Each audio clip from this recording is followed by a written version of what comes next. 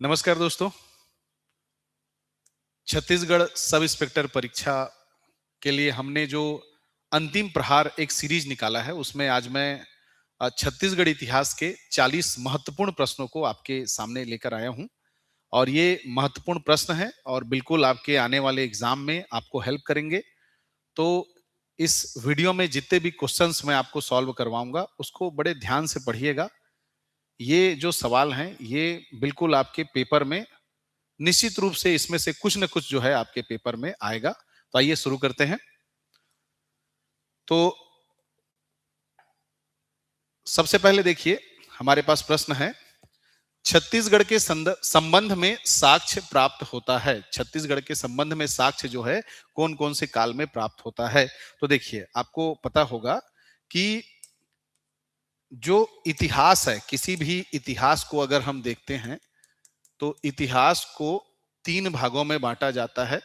एक होता है आपका प्रागैतिहासिक काल, दूसरा होता है आपका आद्य ऐतिहासिक काल और तीसरा होता है आपका ऐतिहासिक काल। अगर मैं बात करूं प्रागैतिहासिक काल की, तो प्रागैतिहासिक काल में हम जो है इसमें पाषाण काल का अध्ययन करते हैं और आद्य ऐतिहासिक काल में हम सिंधु घाटी सभ्यता का अध्ययन करते हैं।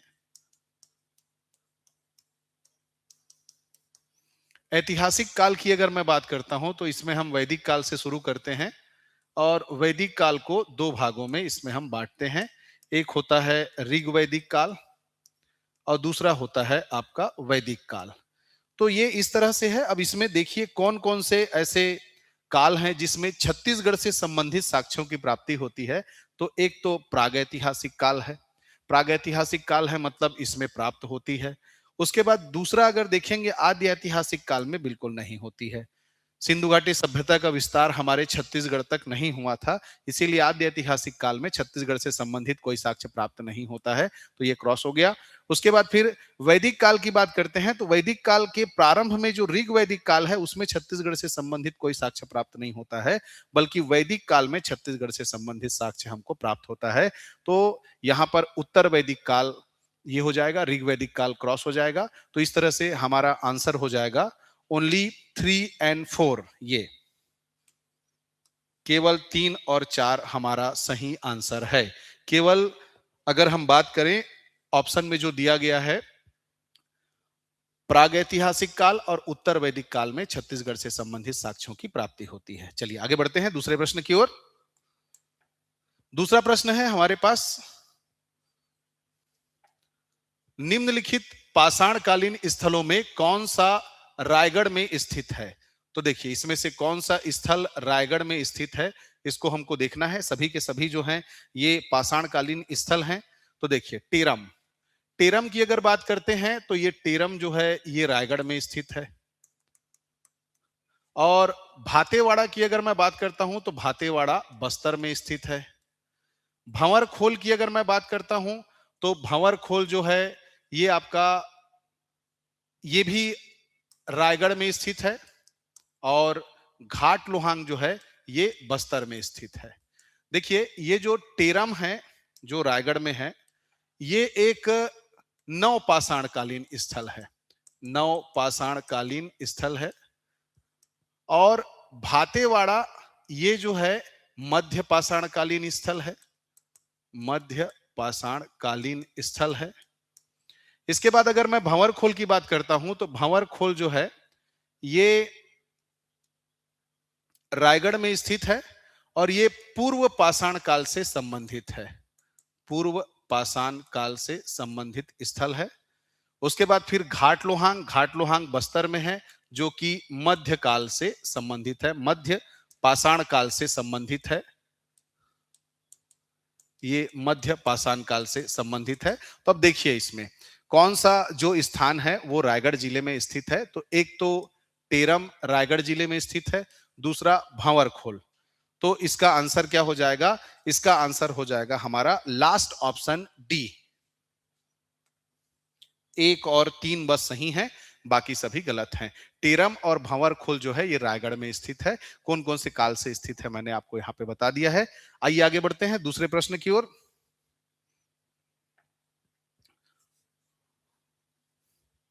दूसरा प्रश्न है हमारे पास कि रामायण काल के संदर्भ में असत्य है। रामायण काल के संदर्भ में कौन सा जो विकल्प है वो असत्य है, उसको हमको देखना है। चलिए इसमें देखते हैं। तो रामायण काल के संदर्भ में देखें तो सप्तऋषि आश्रम, सप्तऋषि आश्रम सिहावा में है, बिल्कुल सत्य है ये। सत्य सप्तऋषि आश्रम सिहावा में स्थित है। लोमस ऋषि आश्रम राजिम में है, बिल्कुल सत्य बात है, राजिम में है। तीसरा प्रश्न है मतंग ऋषि का आश्रम सरगुजा में है, ये गलत है।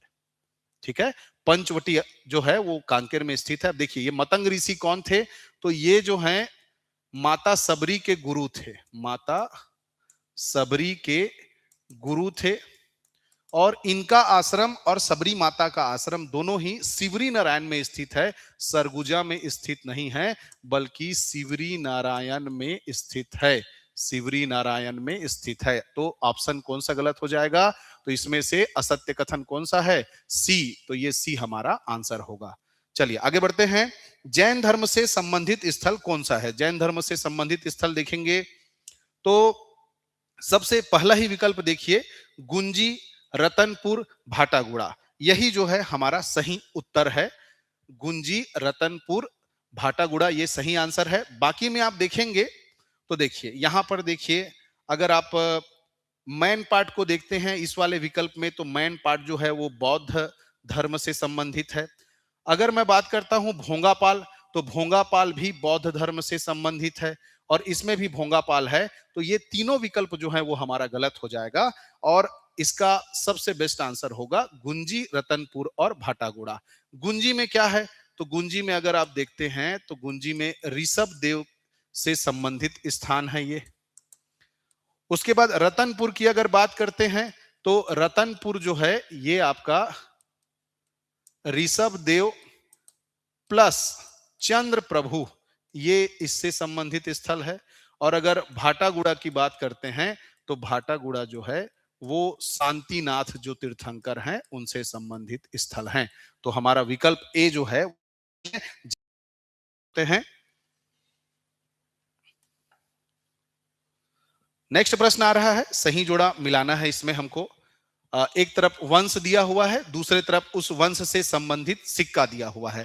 तो देखेंगे इसमें कि मौर्य वंश, सातवाहन वंश, कुषाण वंश, गुप्त वंश, इसमें देखिए मौर्य वंश से संबंधित सिक्का कहां मिला है, तो मौर्य वंश से संबंधित सिक्का जो है ये आपका हमको दिखाई दे रहा है ऑप्शन नंबर 4। तो ये हो जाएगा मौर्य वंश से संबंधित सिक्का अकलतरा, ठठारी और बार। तो ए का 4 है ना। फिर सातवाहन काल से संबंधित सिक्का कौन सा है, तो आपका मल्हार, बालपुर और चकरबेड़ा।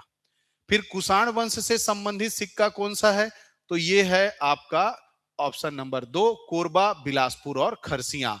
फिर गुप्त वंश से संबंधित सिक्का अगर हम देखें तो गुप्त वंश से संबंधित सिक्का है आपका आरंग, खैरताल और पिटाईवल्द। ठीक है, अब इसमें देखते हैं कि सही ऑप्शन कौन सा है। तो देखिए ए जो है आपका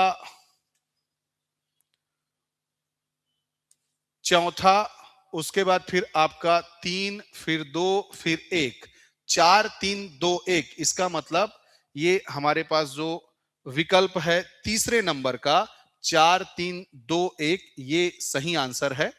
4 3 2 1,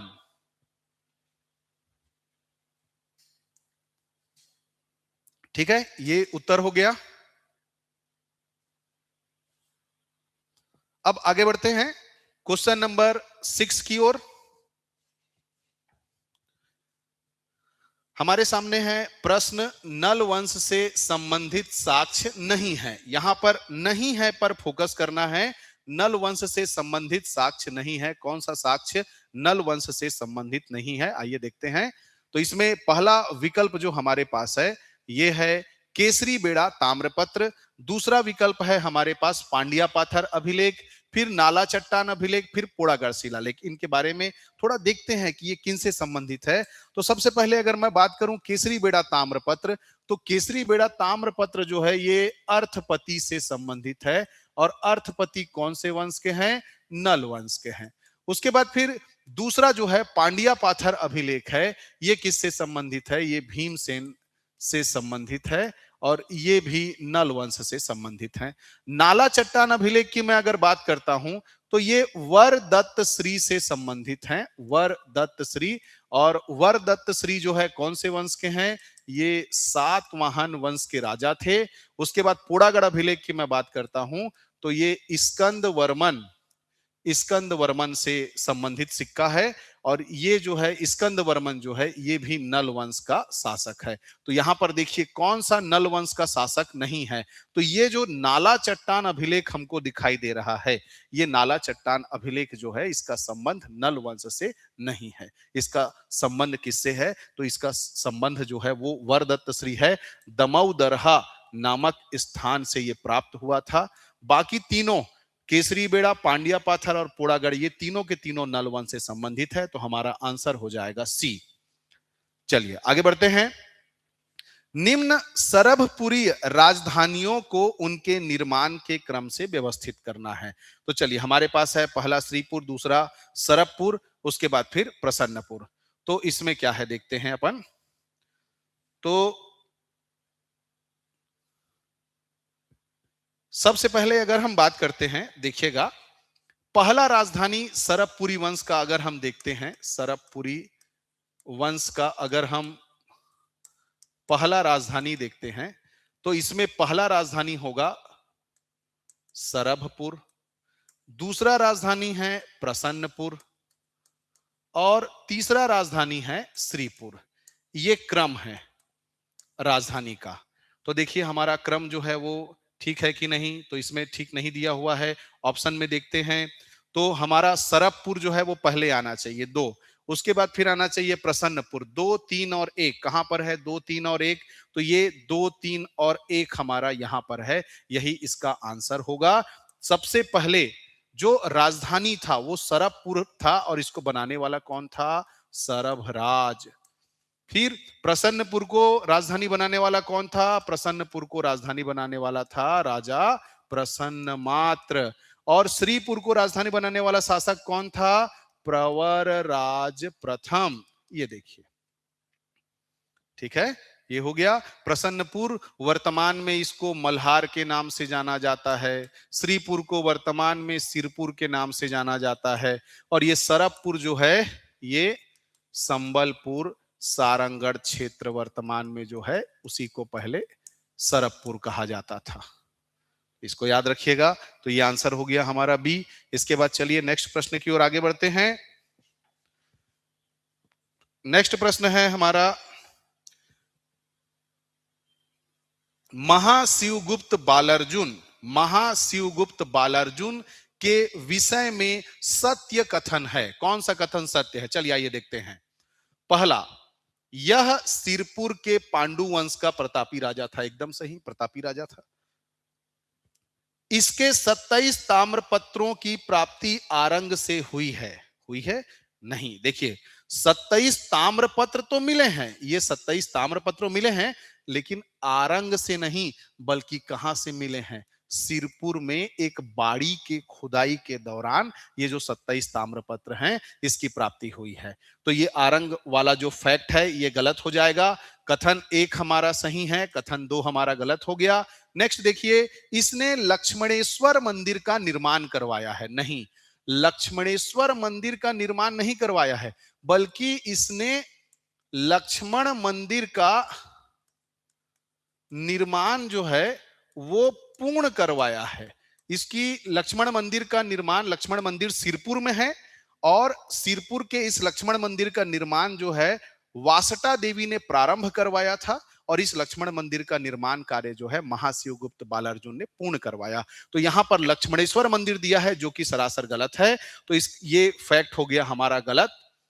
इसके बाद फिर देखिए, इसने मातृ पितृ दानुध्याता की उपाधि धारण की थी। मातृ पितृ दानुध्याता की उपाधि धारण की थी, बिल्कुल सही जवाब है। तो ये आंसर सही है। मातृ पितृ दानुध्याता, और एक और उपाधि धारण किया था महाशिवगुप्त बालार्जुन ने, परम महेश्वर। ये दो उपाधि जो है महाशिवगुप्त बालार्जुन ने धारण किया था। तो यहां पर देखिए कौन से कथन सही हैं, 1 और 4 सही हैं, बाकी सब गलत है। तो 1 और 4 सही है, मतलब ऑप्शन डी हमारा सही है, बाकी सब गलत है। चलिए आइए आगे बढ़ते हैं। नेक्स्ट प्रश्न हमारे बीच आता है, निम्नलिखित में से किस शासक का संबंध उड़ीसा के सोमवंश से नहीं है? किस शासक का संबंध सोमवंश से नहीं है? तो ऐसा शासक चुनना है जिसका संबंध सोमवंश से नहीं है। आइए देखते हैं। इंद्ररथ सोमवंश से संबंधित है। जयबल, तो जयबल जो है ये मैकल के पांडु वंश से संबंधित शासक है। मैकल के पांडु वंश से संबंधित शासक है। मैकल के पांडु वंश से संबंधित शासक कौन है? जयबल। तो ये भी अपना उड़ीसा के सोमवंश से संबंधित है, ये उड़ीसा के सोमवंश से संबंधित है, ये उड़ीसा के सोमवंश से संबंधित है। जयबल उड़ीसा के सोमवंश से संबंधित नहीं है। इसका संबंध किससे है? मैकल के पांडु वंश से है। तो यही हमारा सही आंसर हो जाएगा। नेक्स्ट प्रश्न देखते हैं। बाण वंश के संदर्भ में सत्य कथन है। बाण वंश के संदर्भ में कौन कौन से कथन सत्य है, आइए देखते हैं। तो इसमें सबसे पहले देखिए इसका संस्थापक कौन है? तो इसका संस्थापक विक्रमादित्य, जो कि गलत है। ये इसका संस्थापक कौन है? महामंडलेश्वर मल्लदेव। महामंडलेश्वर मल्लदेव जो है इसका क्या है? संस्थापक है। उसके बाद फिर शासनकाल 7वीं शताब्दी, ये फैक्ट भी गलत है। 7वीं शताब्दी नहीं है, बल्कि कौन सी शताब्दी है? 9वीं शताब्दी है। मंदिर निर्माण, पाली के शिव मंदिर का निर्माण किया था इस वंश के शासकों ने, एकदम सही है। पाली के शिव मंदिर का निर्माण किया था। किसने किया था? इसी विक्रमादित्य ने किया था। उपरोक्त तो सभी कथन सत्य है, गलत। तो इसमें से कौन सा कथन केवल सत्य है? तो ये हमारा सी जो आंसर है यही सत्य है, बाकी सब गलत है। ठीक है, चलिए आगे बढ़ते हैं। नेक्स्ट प्रश्न हमारे बीच आ रहा है। अब हम यहां से मध्यकाल शुरू करते हैं। मध्यकाल के कुछ प्रश्नों को देखते हैं। तो मध्यकाल का पहला प्रश्न हमारे बीच आ रहा है कलचुरी काल से।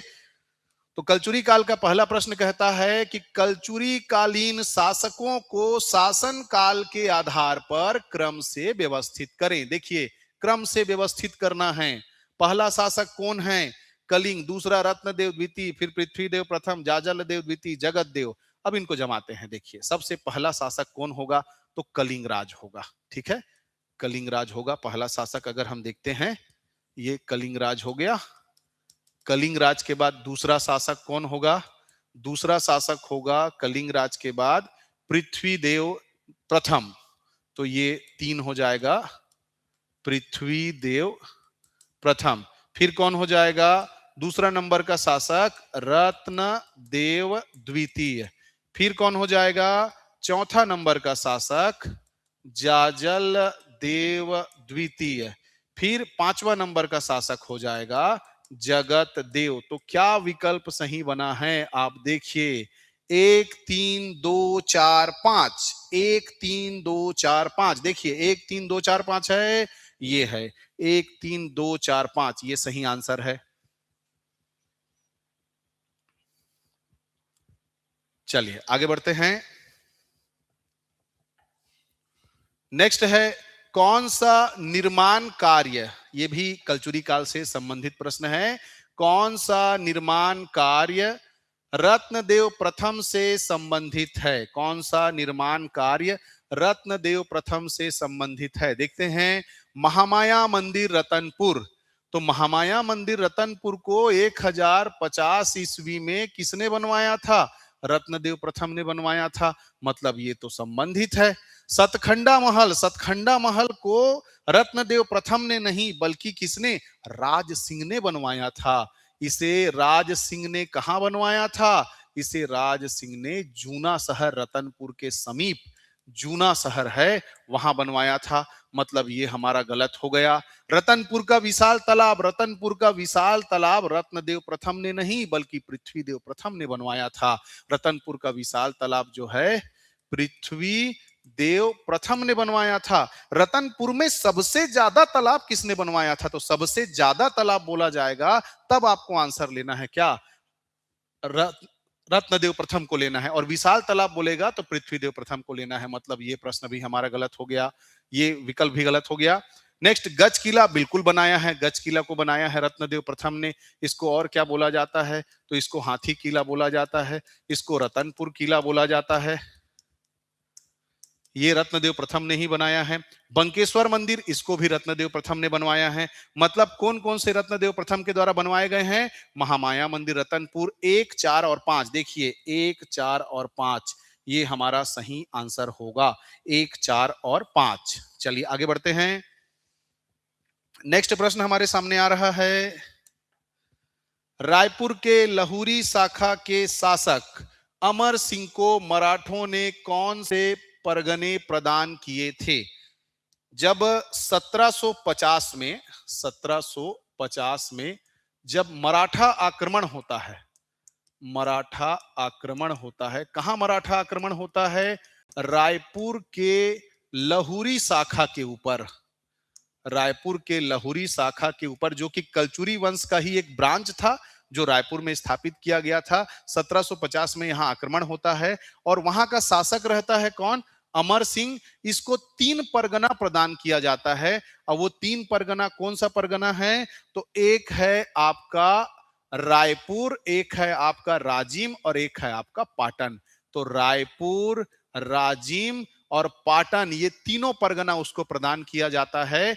और ये परगना प्रदान करने के पीछे ये शर्त रहता है कि 7,000 वार्षिकी, 7,000 वार्षिकी जो है ये भेंट जो है आप हर साल मराठा शासकों को देंगे। इसके बदले में उनको रायपुर, राजिम और पाटन अमर सिंह को यह प्रदान किया जाता है। इसको याद रखिएगा। तो यहां पर 13 प्रश्न का हमारा आंसर हो जाएगा रायपुर, राजिम और पाटन। चलिए आगे बढ़ते हैं। नेक्स्ट प्रश्न आ रहा है हमारे पास, निम्नलिखित अधिकारी का संबंध कलचुरी काल से नहीं है? कौन से अधिकारी का संबंध कलचुरी काल से नहीं है? आइए देखते हैं। पहला है हमारे पास विकल्प महाकोटपाल। महाकोटपाल बिल्कुल सही है भाई, ये कलचुरी काल का है। पोतदार, ये हमारा आंसर हो जाएगा। पोतदार क्यों हो जाएगा? तो आप देखिए महाकोटपाल, जिसको कलचुरी कालीन ये एक अधिकारी पद था जिसका काम था दुर्ग रक्षक, दुर्ग रक्षक था ये कलचुरी काल में। गमागमिक जो है यातायात से संबंधित अधिकारी था और तरपति जो है ये घाट और नावों का रक्षक था कलचुरी काल में। मतलब ये तीनों पद जो हैं ये कलचुरी काल वाले हैं। एक पोतदार जो आपको दिखाई दे रहा है, ये पोतदार खजांची होता था और ये कलचुरी काल से नहीं बल्कि मराठा काल से संबंधित पद था। अतः आंसर हो जाएगा हमारा पोतदार। इसको याद रखेंगे। चलिए अगला प्रश्न हमारे बीच आ रहा है। नेक्स्ट प्रश्न,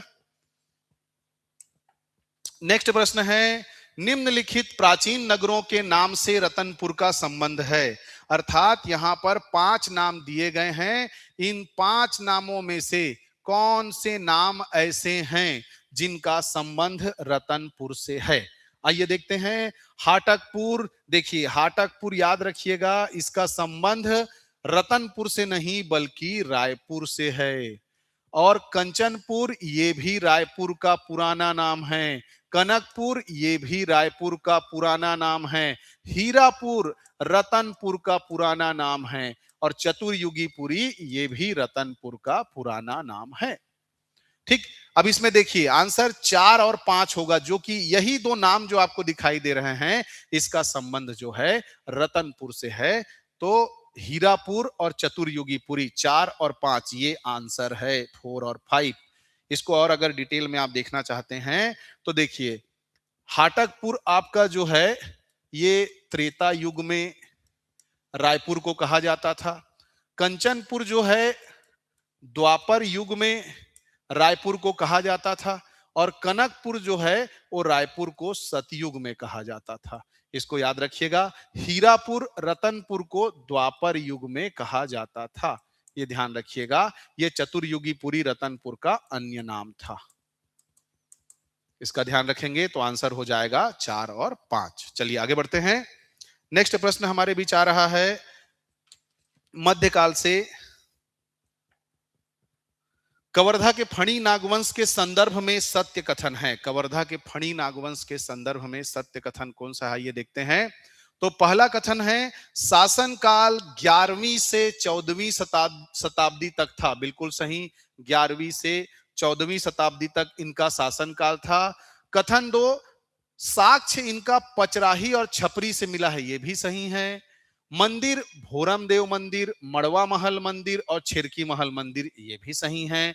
संस्थापक अहिराज, ये भी सही है। शासन क्षेत्र कवर्धा, ये भी सही है। मतलब यहां पर जितने कथन दिए हुए हैं, कथन 1, कथन 2, कथन 3, कथन 4, कथन 5, पांचों के पांचों कथन फणी नागवंश के संबंध में सत्य हैं। अतः हमारा आंसर क्या आ जाएगा, डी आ जाएगा। उपरोक्त सभी कथन जो है सत्य हैं। चलिए आगे बढ़ते हैं। नेक्स्ट प्रश्न है हमारा, सूची 1 को सूची 2 से सुमेलित कीजिए। ये छिंदक नागवंश का प्रश्न है। छिंदक नागवंश के प्रश्न को आइए बनाते हैं। ये क्या कहता है ये प्रश्न जो है। तो सबसे पहले शासक, एक लिस्ट में शासक का नाम है और दूसरे लिस्ट में आपका साक्ष्य का नाम है। तो पहला देखते हैं आपका सोमेश्वर देव प्रथम। तो सोमेश्वर देव प्रथम का साक्ष्य कहां से मिला है, कौन सा अभिलेख शिलालेख है, कुरुसपाल शिलालेख। मधुरांतक देव का है राजपुर। धारावर्ष का क्या है, बारसूर। नृपति भूषण का क्या है, एर्राकोट। तो देखिए यहां पर ये हो जाएगा 4, 3 और 2, 1। 4, 3, 2, 1। देखिए पहला ही विकल्प जो है वो हमारा सही जवाब है। इसमें सोमेश्वर देव प्रथम का कुरुसपाल शिलालेख है, मधुरांतक देव का राजपुर ताम्रपत्र है, धारावर्ष का बारसूर शिलालेख है और नृपति भूषण का एर्राकोट शिलालेख है। ये एर्राकोट शिलालेख छिंदक नागवंश का एकमात्र ऐसा शिलालेख है जो तेलुगु भाषा से संबंधित है। याद रखिएगा इसको। चलिए अगला प्रश्न देखते हैं। नेक्स्ट प्रश्न है, छिंदक नागवंश के शासन काल में किस स्थान को राजधानी का दर्जा प्राप्त नहीं था। छिंदक नागवंश में जो शासन काल के दौरान किस स्थान को राजधानी का दर्जा प्राप्त नहीं था। तो राजपुर को तो मधुरांतक देव ने अपना राजधानी बनाया था। मधुरांतक देव ने बनाया था, ये नहीं हो सकता आंसर। बारसूर को धारावर्ष ने अपना राजधानी बनाया था। दंतेवाड़ा को कन्हर देव द्वितीय ने अपना राजधानी बनाया था। एक बच गया नारायण पाल, यही आंसर है। नारायण पाल को किसी छिंदक नागवंशी शासक ने राजधानी नहीं बनाया था। ये क्यों फेमस है, तो यहां पर सोमेश्वर देव प्रथम नामक जो शासक था उसने नारायण पाल का मंदिर बनवाया था। नारायण पाल मंदिर बनवाया था, इसलिए यह जगह फेमस है। चलिए दूसरे प्रश्न की ओर आते हैं। दूसरा प्रश्न है हमारा, कांकेर के सोमवंश के संदर्भ में सत्य कथन है। कांकेर के सोमवंश के संदर्भ में सत्य कथन कौन सा है। संस्थापक सिंहराज, एकदम सही। ठीक है, ये सही आंसर है हमारे पास। ये मतलब ये फैक्ट सही है। शासक व्याघ्रराज, बोपदेव, कर्णराज, कृष्णराज, सोमदेव, बिल्कुल सही। साक्ष्य सिहावा ताम्रपत्र, तहनकापर ताम्रपत्र, एकदम सही। उपरोक्त सभी कथन सत्य हैं, बिल्कुल उपरोक्त सभी कथन सत्य हैं। याद रखिएगा, कांकेर के सोमवंश का संस्थापक कौन है, सिंहराज। व्याघ्रराज, बोपदेव, कर्णराज, कृष्णराज, सोमदेव इसके प्रमुख शासक हैं। सिहावा ताम्रपत्र, ये जो सिहावा ताम्रपत्र आपको दिख रहा है ये किसका है, ये कर्णराज का है। ये कर्णराज का है। और ये जो तहनका पर ताम्रपत्र आपको दिखाई दे रहा है ये किसका है, तो ये पंपराज का है। याद रखिएगा, ठीक है, पंपराज का ताम्रपत्र है। चलिए आगे बढ़ते हैं 20वें नंबर के प्रश्न की ओर। काकतीय वंश, अब काकतीय वंश से सवाल देखते हैं। काकतीय वंश के शासकों को क्रम से जमाने के लिए यहां पर दिया हुआ है। तो देखिए सबसे पहला शासक कौन होगा, तो सबसे पहला शासक होगा इसमें दलपत देव। 5, फिर हो जाएगा अजमेर सिंह 4, अजमेर सिंह के बाद हो जाएगा महिपाल 5 4 1, उसके बाद हो जाएगा आपका तीसरा भैरम देव, फिर हो जाएगा आपका रुद्र प्रताप देव सबसे लास्ट में। तो 5 4 1 3 2, 5 4 1 3 2, क्या ये विकल्प कहीं पर है? 5 4 1 3 2 अंतिम विकल्प जो है वो हमारा आंसर है। सबसे पहले आएगा दलपत देव, फिर अजमेर सिंह आएगा, फिर महिपाल देव आएगा, उसके बाद फिर भैरम देव, फिर भैरम देव के बाद में आएगा रुद्र प्रताप देव। ठीक है, ये हो गया। नेक्स्ट प्रश्न की ओर बढ़ते हैं। नेक्स्ट प्रश्न है जनजाति विद्रोह से संबंधित प्रश्न है। तो जनजाति विद्रोह से संबंधित प्रश्न लगातार एग्जाम में पूछे जा रहे हैं, इसीलिए आप लोग भी तैयार रहिएगा। तो चलिए सबसे पहले मुरिया विद्रोह की बात करते हैं। ये विद्रोह को थोड़ा अपन देख लेते हैं कौन कौन से सन में हुआ है। तो ये मुरिया विद्रोह जो है ये 1876 में हुआ था, और मेरिया विद्रोह जो है 1842 में हुआ था, परलकोट 1825 में हुआ था, कोई विद्रोह 1859 में हुआ था, कोई विद्रोह जो है 1859 में हुआ था, और लिंगागिरी विद्रोह जो है ये 1856 में हुआ था। ठीक है, अब इस विद्रोह के नेतृत्वकर्ता को भी देख लेते हैं लगे हाथों। मुरिया विद्रोह के नेतृत्वकर्ता का नाम था झाड़ा सिरहा। मेरिया विद्रोह के नेतृत्वकर्ता का नाम था हिड़मा मांझी। इसी प्रकार परलकोट विद्रोह के नेतृत्वकर्ता का नाम था गेन सिंह, और कोई विद्रोह जो 1859 में हुआ था इसके नेतृत्वकर्ता का नाम था नांगुल दोरला, नांगुल दोरला, और लिंगागिरी विद्रोह के नेतृत्वकर्ता का नाम था धुरुआ राम माड़िया, धुरुआ राम माड़िया। ये नेतृत्वकर्ता थे। अब सन के हिसाब से देखते हैं तो सबसे पहले कौन सा विद्रोह आएगा। तो सबसे पहले अपन देखते हैं, तो इसमें 3 नंबर का परलकोट विद्रोह सबसे पहले आ जाएगा। 3 के बाद दूसरे नंबर का कौन सा है? मेरिया विद्रोह, 25 के बाद 42। तो देखिए 3-2 कुछ है, 3-2, हाँ ये है, ये दोनों है 3-2। इसके बाद तीसरे नंबर में 25 के बाद 42, 42 के बाद आ जाएगा आपका 56, 5वां नंबर। तो 5वां नंबर किसमें है? ये हमारा सही विकल्प है, 20 नंबर बी ऑप्शन जो है, इसको याद रखिएगा। 3 2 5 4 1। चलिए आगे बढ़ते हैं। नेक्स्ट प्रश्न है हमारा, बिंबा जी के शासन काल में निर्मित है, इनमें से कौन सा स्थापत्य जो है बिंबा जी के शासन काल में निर्मित है? तो राम टेकरी निर्मित है, रतनपुर मस्जिद निर्मित है, और नेक्स्ट संगमेश्वर मंदिर निर्मित है। दूधाधारी मठ मंदिर निर्मित नहीं है। ये तो जैत सिंह, और ये जैत सिंह कौन होते हैं? रायपुर के जो लहुरी शाखा है, लहुरी शाखा, उसके शासक होते हैं। इन्हीं के शासन काल में बलभद्र देव, बलभद्र दास नामक एक व्यक्ति के द्वारा ये जो मंदिर है इसका निर्माण करवाया जाता है। उसी प्रकार रायपुर का बूढ़ा तालाब ऑप्शन भी गलत है। कैसे गलत है? तो रायपुर का बूढ़ा तालाब जो है वो जो फर्स्ट सूबेदार रहते हैं, फर्स्ट सूबेदार का नाम क्या रहता है? महिपत राव दिनकर, ये बनाए रहते हैं संगमेश्वर, सॉरी रायपुर के बूढ़ा तालाब को। तो ये हो गया हमारा 1 2 और 5। देखिए 1 2 और 5 ये हमारा सही उत्तर है। चलिए आगे बढ़ते हैं। नेक्स्ट प्रश्न हमारे सामने है,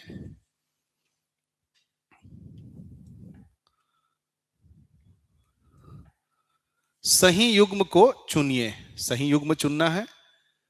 मिस्टर मॉट, तो मिस्टर मॉट जो है ये इनके इसके सामने जो शासक दिया हुआ है व्यंको जी भोसले।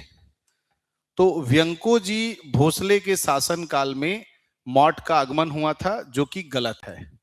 मॉट का आगमन हुआ था बिंबा जी के शासन काल में। और फॉरेस्टर महिपत राव दिनकर शासनकाल में आए थे, एकदम सही जवाब है, यही हमारा सही उत्तर है।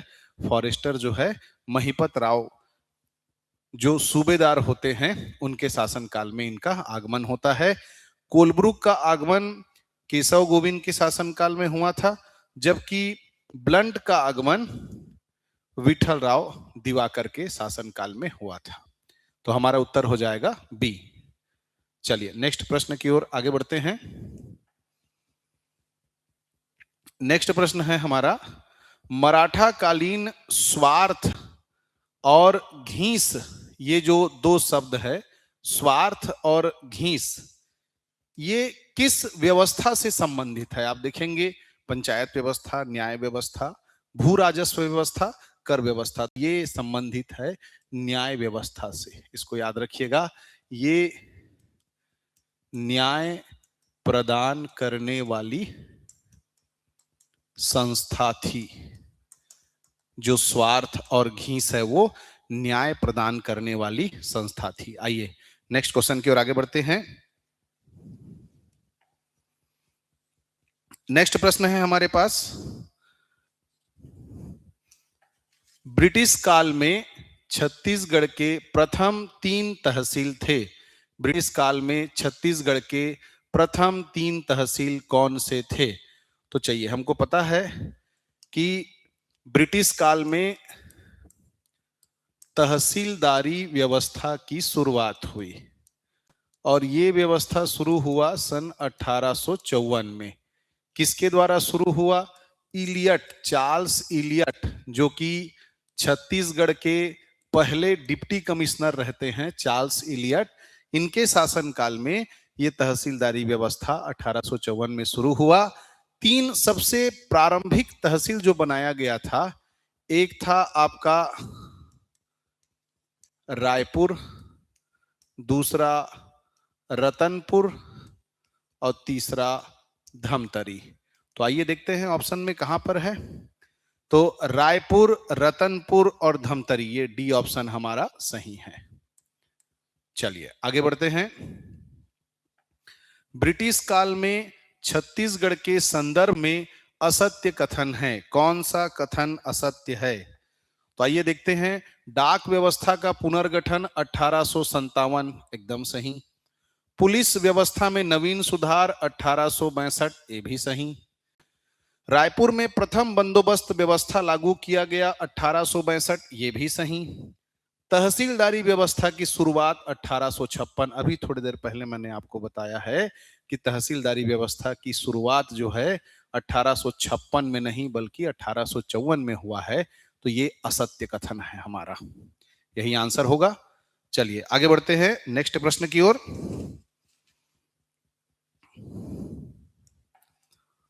नेक्स्ट प्रश्न है हमारा, सोना खान के विद्रोह के संबंध में यह प्रश्न है।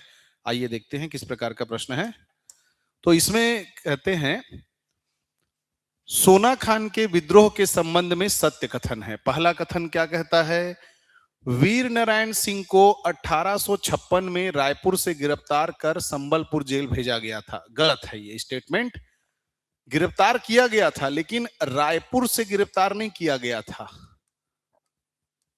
संबलपुर से गिरफ्तार किया गया था।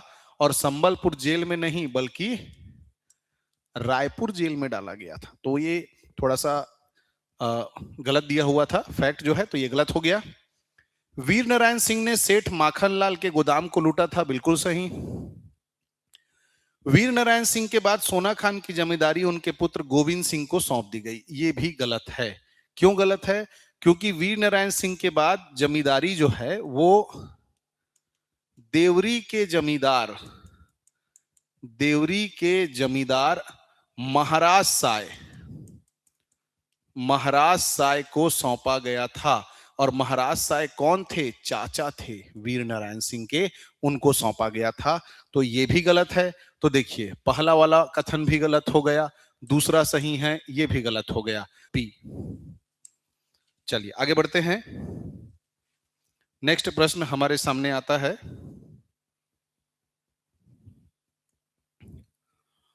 विद्रोहों और उनके नेतृत्वकर्ता को सुमेलित कीजिए। चलिए, सुमेलित करने वाला प्रश्न है। इसमें देखेंगे सैन्य विद्रोह। सबसे पहले ये विद्रोह कब कब हुआ था उसको देख लेते हैं। सैन्य विद्रोह हुआ था आपका 1858, उदयपुर का विद्रोह 1858, सारंगढ़ का विद्रोह 1857 और सरगुजा का विद्रोह 1857। अब देखिए, जोड़ी मिलान करते हैं। तो सैन्य विद्रोह जो है ये किनके नेतृत्व में हुआ था? हनुमान सिंह के नेतृत्व में हुआ था, तो ये हो गया ए। उदयपुर का विद्रोह किसके नेतृत्व में हुआ था? ये कल्याण सिंह के नेतृत्व में हुआ था, तो ये हो गया बी। सारंगढ़ का विद्रोह किसके नेतृत्व में हुआ था? ये कमल सिंह के नेतृत्व में हो गया, ये हो गया सी।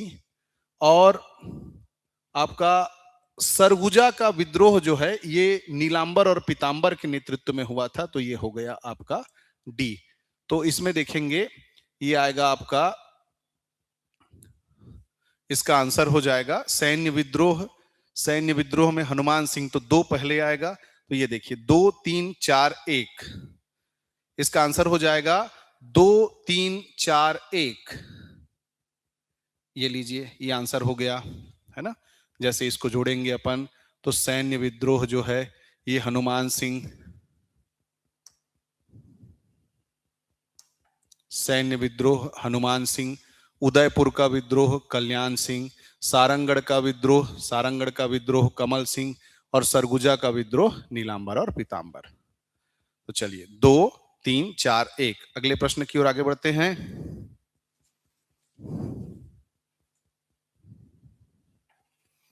अगला प्रश्न है, नागपुर के अधिवेशन से संबंधित ये प्रश्न है, आइए देखते हैं। 1891 में जो अधिवेशन हुआ था कांग्रेस का, उस अधिवेशन के संदर्भ में सत्य कथन है। इस अधिवेशन की अध्यक्षता आनंद चार्लू ने की थी, सही।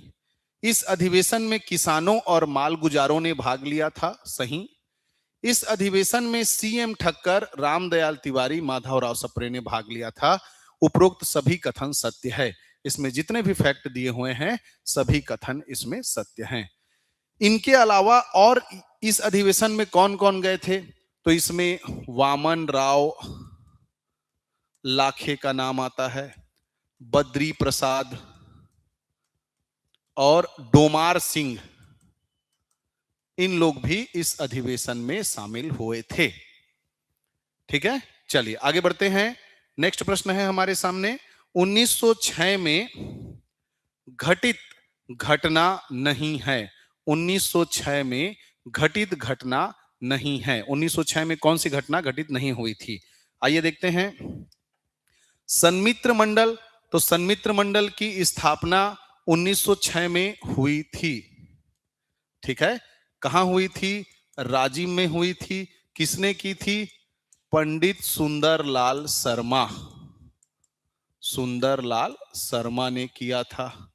नेक्स्ट, छत्तीसगढ़ में कांग्रेस की स्थापना, यह भी 1906 में हुई थी। सीएम ठक्कर ने रायपुर में किया था। और उसके बाद तृतीय प्रांतीय कांग्रेस सम्मेलन, ये 1907 में हुआ था, रायपुर के टाउन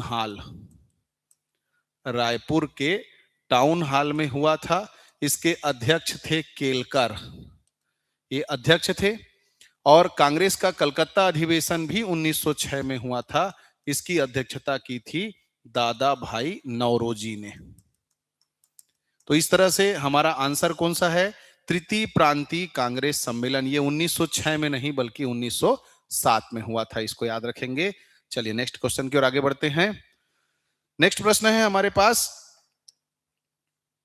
व्यक्तित्व को आंदोलन या घटना से सुमेलित करना है। तो देखिए इसमें वी गिरी, तो वी गिरी का संबंध किससे था? तो ये था आपका वी गिरी जो है रुईकर को। देखिए रुईकर का संबंध तृतीय मिल मजदूर आंदोलन से है। वी गिरी, तो ये द्वितीय नहीं है, इसको आप जो है प्रथम पढ़िए, प्रथम मिल मजदूर आंदोलन पढ़िए। ये प्रथम मिल मजदूर आंदोलन से संबंधित है। ताराचंद का संबंध बंग भंग आंदोलन से है और मुंतजिमुद्दीन का संबंध जो है क्रांतिकारी घटना 1924 से है। ठीक है, तो ये यहाँ पे मिसप्रिंट हो गया था, इसको प्रथम पढ़ेंगे आप लोग। वी गिरी प्रथम मिल मजदूर आंदोलन में ये तात्कालिक जो श्रमिक नेता के रूप में आए थे और इन्होंने मिल मालिकों के सामने जो श्रमिक है उनकी मांगों को रखा था। नेक्स्ट, इसका आंसर क्या हो जाएगा? 1 2 3 4, तो ये ए जो है इसका आंसर है। आइए आगे बढ़ते हैं। नेक्स्ट, असहयोग आंदोलन से संबंधित, असहयोग आंदोलन से संबंधित सत्य कथनों का चयन करें। असहयोग आंदोलन से संबंधित सत्य कथन कौन कौन सा है ये देखते हैं। गट्टासिल्ली में जंगल सत्याग्रह आयोजित हुआ, गलत। वानर सेना का गठन, गलत। दुर्ग में किसान सभा, गलत। बिलासपुर में राष्ट्रीय विद्यालय की स्थापना, सही।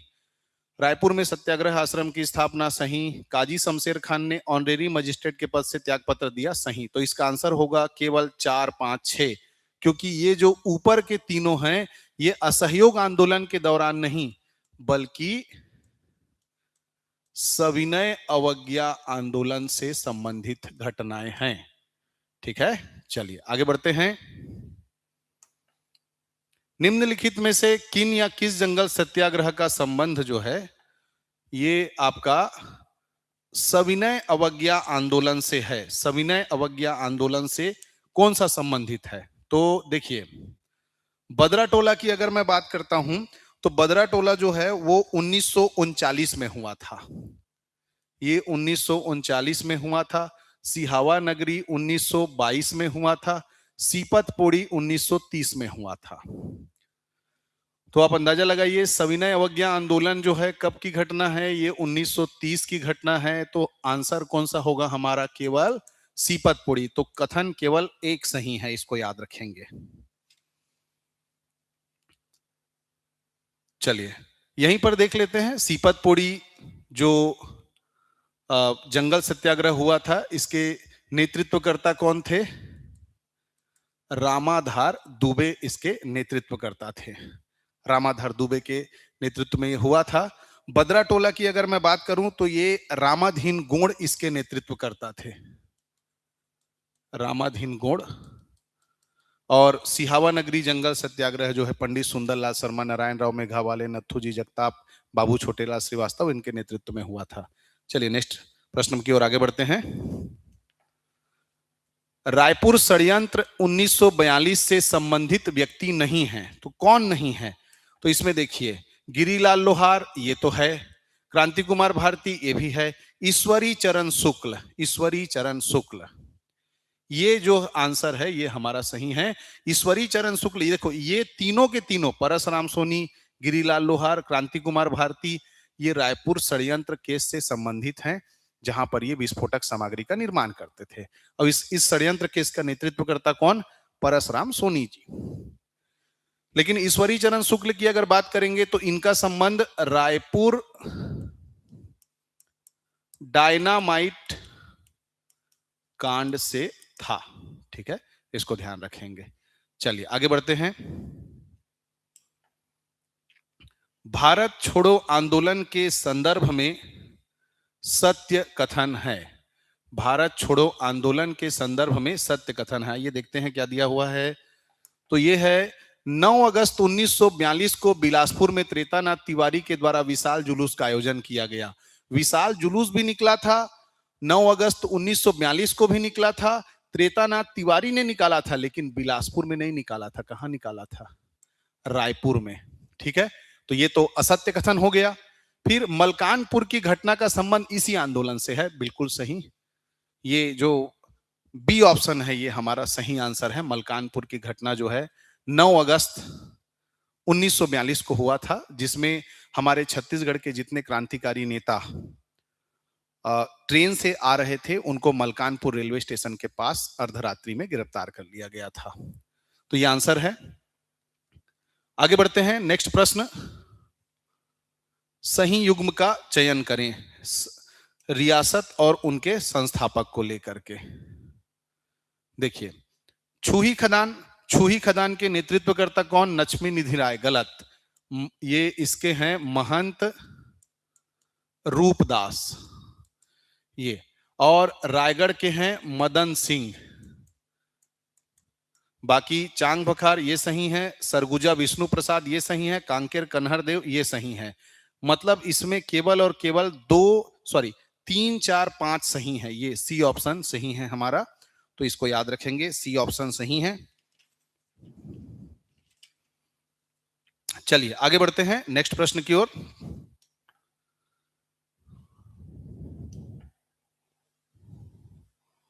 पंद्रह अगस्त 1947 के अवसर पर रायपुर में किन क्रांतिकारियों ने ध्वजारोहण किया था? तो रायपुर में कौन कौन? तो देखो यहां पर देखो, वामन राव लाखे और आर के पाटिल यही सही हैं। वामन राव लाखे ने। चलिए दोस्तों अगले प्रश्न की ओर आगे बढ़ते हैं। तो प्रश्न है 15 अगस्त 1947 के अवसर पर रायपुर में किन क्रांतिकारियों या व्यक्तियों के द्वारा ध्वजारोहण किया गया? वामन राव लाखे, आर के पाटिल यही सही उत्तर है। वामन राव लाखे ने गांधी चौक और आर के पाटिल ने पुलिस लाइन में ध्वजारोहण किया था। ठीक है, इसको याद रखिएगा, यही आंसर हमारा सही है। बाकी आप रविशंकर शुक्ल की बात करेंगे तो इन्होंने सीताबर्डी के किला नागपुर में ध्वजारोहण किया था। अगर आप घनश्याम सिंह गुप्त की बात करेंगे तो इन्होंने दुर्ग में ध्वजारोहण किया था। अगर आप राम गोपाल तिवारी की बात करेंगे तो इन्होंने बिलासपुर में ध्वजारोहण किया था। तो ये सही आंसर है ए। नेक्स्ट प्रश्न, संविधान निर्मात्री सभा में ब्रिटिश प्रांत से शामिल सदस्य थे। ब्रिटिश प्रांत से का मतलब होता है रियासत को छोड़ के। तो हम देखेंगे संविधान सभा में ब्रिटिश प्रांत से 3 थे। एक रायपुर से पंडित रविशंकर, दूसरा दुर्ग से घनश्याम सिंह गुप्त, और तीसरा बिलासपुर से, तो बिलासपुर से थे बैरिस्टर छेदीलाल। तो आइए देखते हैं ये विकल्प में है। तो यहां पर देखिए पहला ऑप्शन रघुराज सिंह, ये तो रियासत वाले हो गए, तो ये तो नहीं हो सकता है ना। अब इसमें देखते हैं रविशंकर शुक्ल, घनश्याम सिंह गुप्त, यहां तक सही है। ई राघवेंद्र राव, इसके कारण ये गलत हो गया। राम गोपाल तिवारी, वामन राव लाखे, घनश्याम सिंह गुप्त, ये वामन राव लाखे के कारण गड़बड़ हो गया। रविशंकर शुक्ल, घनश्याम सिंह गुप्त और बैरिस्टर छेदीलाल यही सही उत्तर है। हमारा आंसर है डी। चलिए आगे बढ़ते हैं।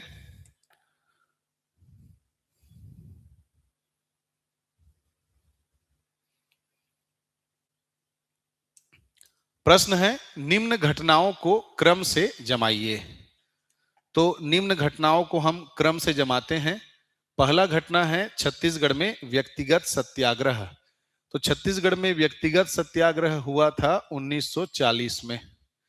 दुर्ग में सत्याग्रह सप्ताह का आयोजन हुआ था 1932 में, द्वितीय सविनय अवज्ञा आंदोलन के दौरान।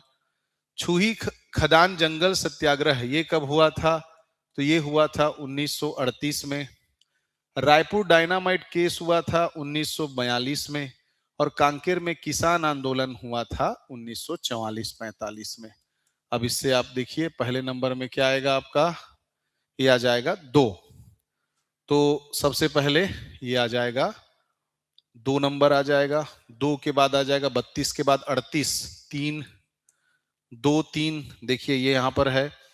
फिर क्या हो जाएगा 38 के बाद 40, 2, 3, 1, 2, 3, 1 के बाद 4 और 5, 2, 3, 1, 4, 5।